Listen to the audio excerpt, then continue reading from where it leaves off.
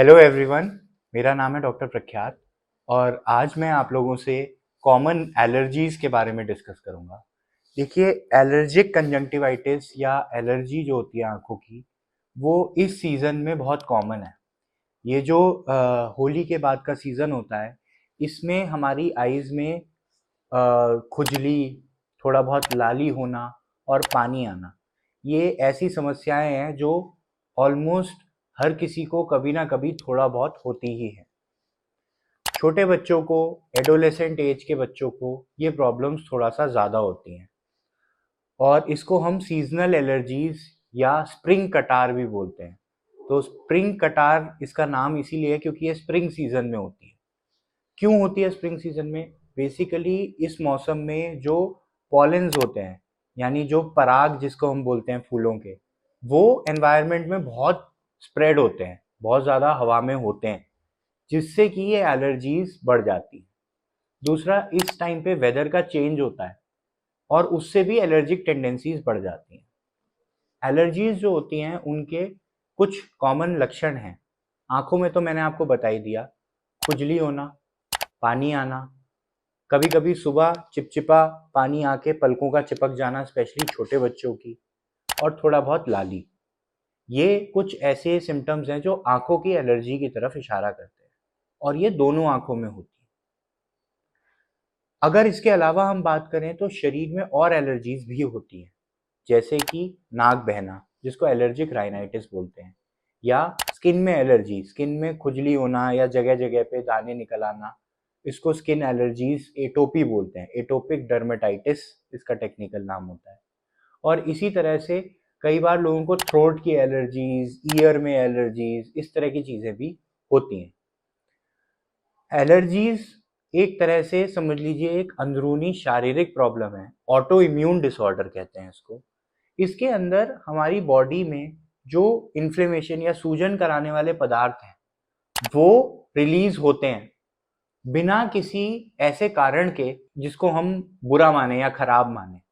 तो जैसे हमारी आंख में अगर कोई इन्फेक्शन हो जाए, हमारे शरीर में कहीं कोई कीटाणु चला जाए, तो उससे लड़ने के लिए हमारा शरीर, हमारा खून जो है, उसके अंदर फैक्टर्स होते हैं जो हमारी इम्यूनिटी प्रोवाइड करते हैं।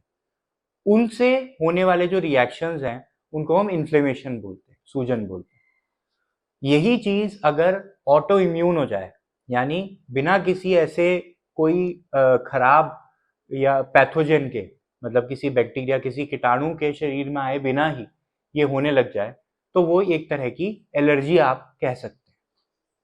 तो एलर्जी से बचने के लिए हम इस सीज़न में क्या करें? क्या हम ऐसा कर सकते हैं जिससे कि ये प्रॉब्लम्स हमें कम हों, हमारी लाइफ नॉर्मल चलती रहे, बच्चों को कोई परेशानी ना हो? देखिए, सबसे पहली चीज़ है, एलर्जीज़ में काम करती है ठंडे पानी से आँख को धोना या पलकों की सिकाई, जिसको आप बर्फ़ को रुमाल में लपेट कर या बहुत चिल्ड पानी से रुमाल को भिगोकर, या आइस पैक्स आते हैं, फेस पैक्स आते हैं जो आइस के ऊपर लगाने के लिए स्पेसिफिकली होते हैं। उसमें सिलिकॉन जेल होता है जो आप फ्रिज में रख दें या फ्रीजर में रख दें, उसको ठंडा कर लें और फिर आंखों पे लगा सकते हैं।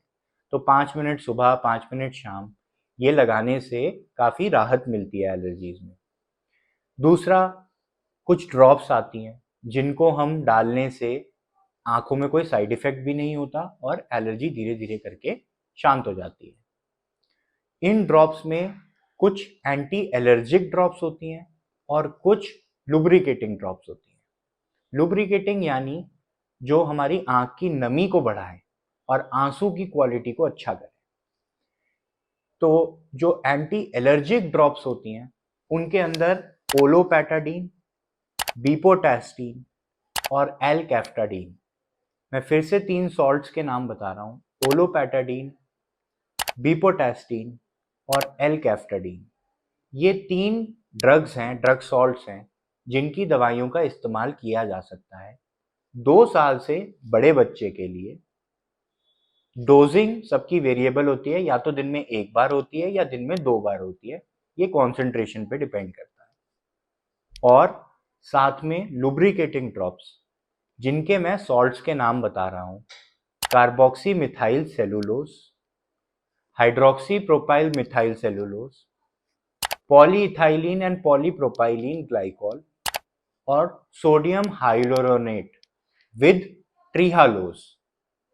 इनमें से बेस्ट अगर हम बात करें तो आज की डेट में लेटेस्ट रिसर्च कहती है कि जो मैंने लास्ट नाम बताया, ट्रिहालोज कंटेनिंग आर्टिफिशियल टीयर्स या lubricants are considered best for allergies. ये 2 कॉमन ड्रॉप्स हैं जो आप ओवर द काउंटर यानी मेडिकल स्टोर से कहीं से भी खरीद सकते हैं।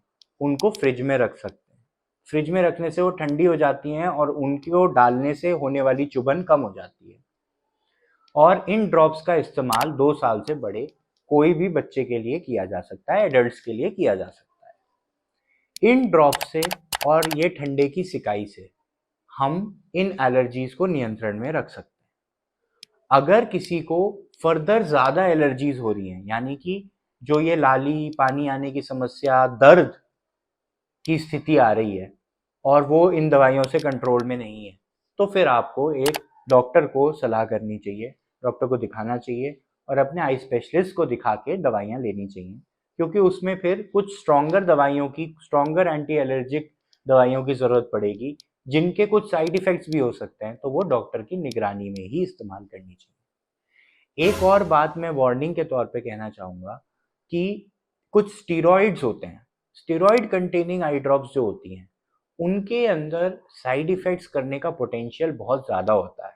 ये स्ट्रॉन्ग दवाइयाँ होती हैं और इनको डॉक्टर की निगरानी के बिना या डॉक्टर ने जितना बताया है उस समय के आगे, उस समय के बाद भी नहीं इस्तेमाल करना चाहिए, क्योंकि एलर्जी जो है वो आपकी आँख को कोई अंदरूनी नुकसान नहीं पहुंचाएगी। यानी एलर्जी आँख की सतह की समस्या है, पलकों की समस्या है। वो आँख के अंदर कोई अंधापन या नज़र को नुकसान पहुंचाने वाला कोई ऐसा असर नहीं दिखाएगी। पर ये दवाइयाँ जो हैं ये अपने साइड इफ़ेक्ट से आँख में सफ़ेद मोतिया और काला मोतिया दोनों करा सकती हैं, जो कि नज़र को नुकसान पहुंचा सकता है। तो मैं आशा करता हूँ कि आप सब लोग ये कॉमन बीमारी जो है एलर्जी, इसके बारे में थोड़ा सा अवगत हो गए हैं और इससे घबराएंगे नहीं, परेशान नहीं होंगे। होम रेमेडीज से इसको ठीक कर पाएँ तो बहुत अच्छी बात है, वरना अपने डॉक्टर को ज़रूर दिखाएं।